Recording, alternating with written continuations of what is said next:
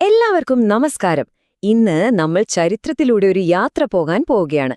ഏകദേശം 500 വർഷത്തെ ചരിത്രത്തിലൂടെ ഒരു ഓട്ടപ്രദക്ഷിണം. ഒരൊറ്റ സംഭവം എങ്ങനെയാണ് നമ്മൾ ഇന്ന് കാണുന്ന ലോകത്തെ മുഴുവൻ മാറ്റിമറിച്ചതെന്ന് നോക്കാം. ഒരു ഡോമിനോ വീഴുമ്പോൾ ബാക്കിയുള്ളവയെല്ലാം ഒന്നിനു പുറകെ ഒന്നായി വീഴുന്നത് കണ്ടിട്ടില്ലേ? അതുപോലെ ചരിത്രത്തെ മാറ്റിമറിച്ച സംഭവങ്ങളുടെ ഒരു ശൃംഖലയുടെ കഥയാണിത്. അപ്പോ നമ്മുടെ ഇന്നത്തെ പ്രധാന ചോദ്യം ഇതാണ്: 1453 നടന്ന ഒരൊറ്റ സംഭവം എങ്ങനെയാണ് അടുത്ത 500 വർഷത്തേക്ക് നീണ്ടുനിന്ന യുദ്ധങ്ങൾക്കും കീഴടക്കലുകൾക്കും വലിയ മാറ്റങ്ങൾക്കുമൊക്കെ കാരണമായത്? ഈ ഒരു ചോദ്യത്തിനുള്ള ഉത്തരം കണ്ടെത്തുമ്പോൾ നമ്മുടെ ആധുനിക ലോകം എങ്ങനെ ഇന്നത്തെ രൂപത്തിലെത്തി എന്നതിനൊരു ചിത്രം നമുക്ക് കിട്ടും. അപ്പോൾ നമുക്ക് ഒരുമിച്ച് ഈ രഹസ്യം കണ്ടെത്താം. നമ്മുടെ കഥയുടെ തുടക്കം ഇവിടെ നിന്നാണ്. ആ ആദ്യത്തെ ഡോമിനോ വീഴുന്ന നിമിഷം. അതായത് 15ാം നൂറ്റാണ്ടിൽ യൂറോപ്പ് വലിയൊരു പ്രശ്നത്തിൽ പെട്ടിരിക്കുകയായിരുന്നു. ഇതാണ് എല്ലാത്തിനും തുടക്കമിട്ട ആ നിർണായക സംഭവം.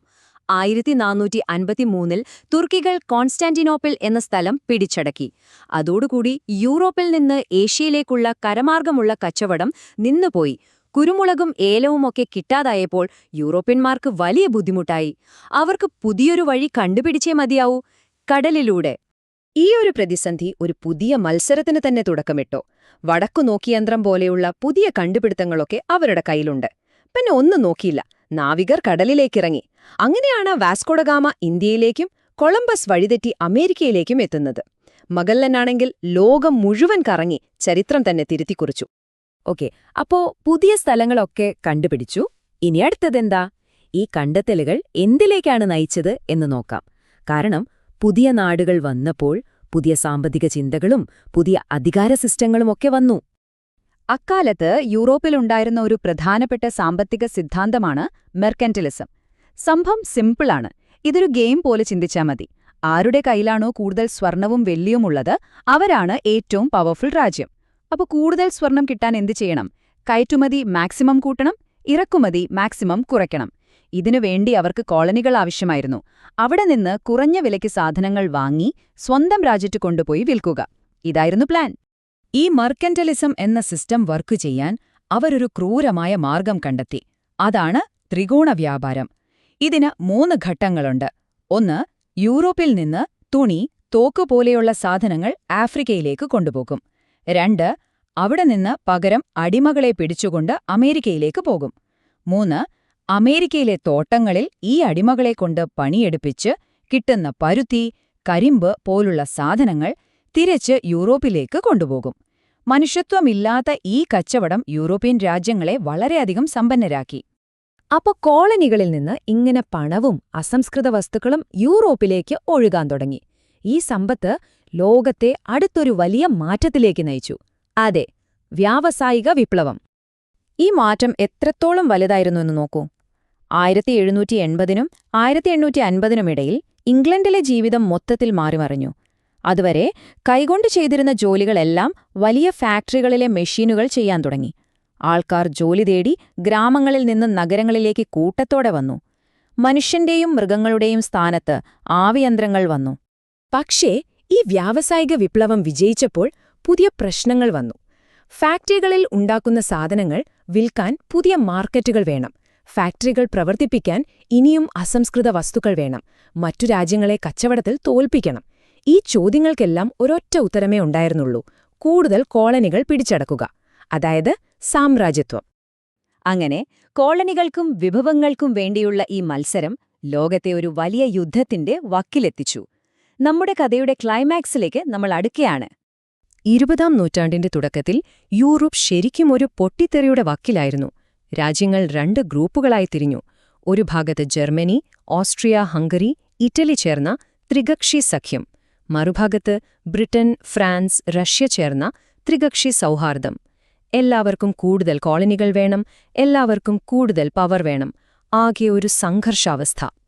ഇങ്ങനെ എപ്പോ വേണമെങ്കിലും പൊട്ടിത്തെറിക്കാവുന്ന ഒരു അവസ്ഥയിൽ നിൽക്കുമ്പോൾ അതിനൊരു ചെറിയ തീപ്പൊരി മതിയായിരുന്നു. ആ തീപ്പൊരിയായിരുന്നു ഓസ്ട്രിയൻ കിരീടാവകാശിയായ ഫ്രാൻസ് ഫെർഡിനൻഡിന്റെ കൊലപാതകം. ആ ഒരൊറ്റ സംഭവം മതിയായിരുന്നു പതിറ്റാണ്ടുകളായി പുകഞ്ഞുകൊണ്ടിരുന്ന സംഘർഷം ആളിക്കത്താൻ. 1ാം ലോകമഹായുദ്ധം കഴിഞ്ഞപ്പോൾ പ്രശ്നങ്ങൾ തീർന്നില്ല. സത്യത്തിൽ അത് കൂടുകയാണ് ചെയ്തത്. യുദ്ധം ജയിച്ചവർ തോറ്റ രാജ്യങ്ങളുടെ മേൽ വളരെ കഠിനമായ വ്യവസ്ഥകൾ അടിച്ചേൽപ്പിച്ചു. ഇതിൽ പ്രധാനപ്പെട്ടതായിരുന്നു വേഴ്സായ് ഉടമ്പടി. ഇത് ജർമ്മനിയെ വല്ലാതെ അപമാനിച്ചു. ഈ ഒരു സാഹചര്യമാണ് ഇറ്റലിയിൽ മുസോളിനിക്കും ജർമ്മനിയിൽ ഹിറ്റ്ലർക്കും അധികാരത്തിൽ വരാൻ വഴിയൊരുക്കിയത്. അങ്ങനെ ലോകം വീണ്ടും അതിലും ഭീകരമായ ഒരു യുദ്ധത്തിലേക്ക് പോയി. ഇത്തവണ ഒരു വശത്ത് ജർമ്മനി, ഇറ്റലി, ജപ്പാൻ ചേർന്ന അച്ചുതണ്ട് ശക്തികൾ, മറുവശത്ത് ബ്രിട്ടൻ, ഫ്രാൻസ്, സോവിയറ്റ് യൂണിയൻ, പിന്നെ അമേരിക്കയും ചേർന്ന സഖ്യകക്ഷികൾ.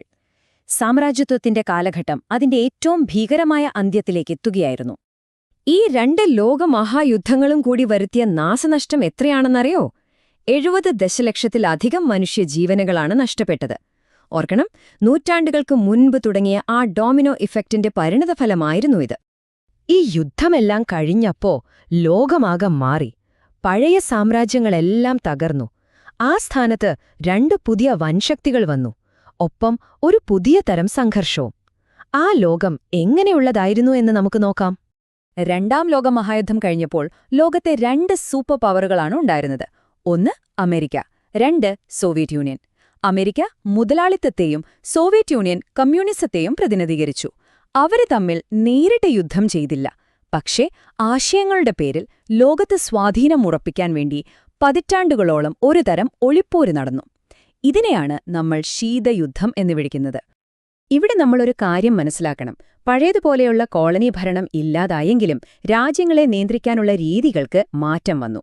ഇതിനെയാണ് നവകൊളോണിയലിസം എന്ന് പറയുന്നത്. അതായത് നേരിട്ട് ഭരിക്കുന്നതിനു പകരം സാമ്പത്തികമായും രാഷ്ട്രീയമായും മറ്റു രാജ്യങ്ങളെ തങ്ങളുടെ വരുതിയിൽ നിർത്തുന്ന ഒരു പുതിയ തരം സിസ്റ്റം. അപ്പോ നമ്മൾ 500 വർഷത്തെ ചരിത്രത്തിലൂടെയാണ് ഇപ്പൊ കടന്നുപോയതല്ലേ? കോൺസ്റ്റാന്റിനോപ്പിളിന്റെ പതനത്തിൽ തുടങ്ങി ശീതയുദ്ധം വരെ എത്തി.